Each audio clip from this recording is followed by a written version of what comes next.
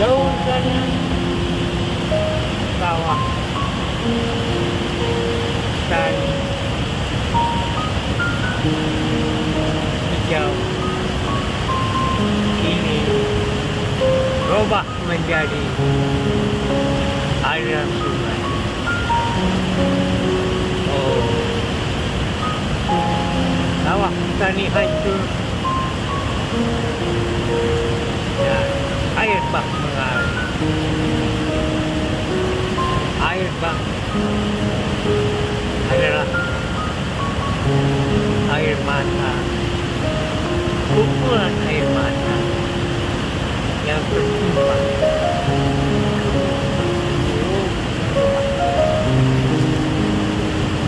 Aku bertanya,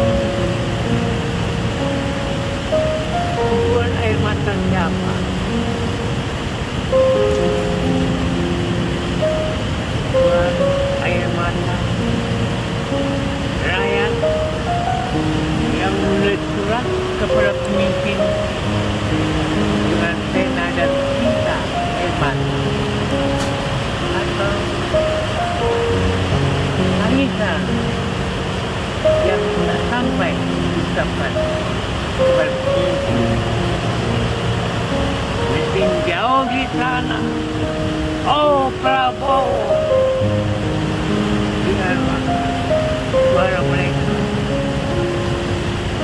dengarlah bisik mereka, dengarlah doa mereka, doa yang diucapkan dalam kabul, doa yang menyentuh pucuk-pucuk pohon, doa yang mengalir lewat pucuk langit dan turun menjadi makmur yang bertuliskan selamatkan kami, selamatkan pemimpin kami, selamatkan negara kami, selamatkan rakyat, selamatkan pulau-pulau di Nusantara, selamatkan Indonesia.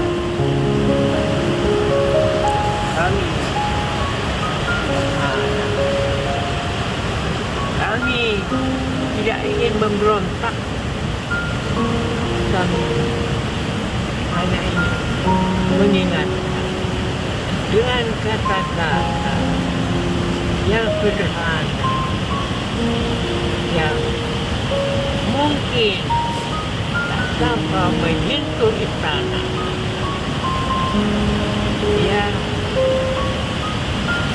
tertulis dalam lembar-lembar yang indah, daun-daun, tapi yang abadi dalam ingatan kami.